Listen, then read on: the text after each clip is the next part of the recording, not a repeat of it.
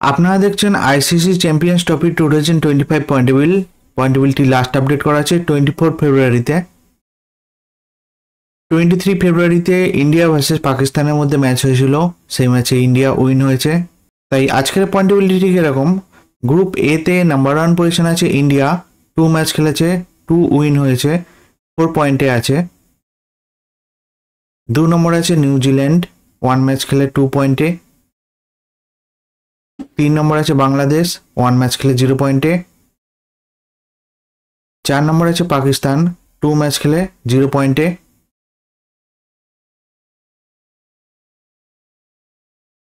Group B তে number 1 position আছে south Africa, 1 match খেলে 2 পয়েন্টে। 2 নম্বর আছে অস্ট্রেলিয়া, 1 ম্যাচ খেলে 2 পয়েন্টে।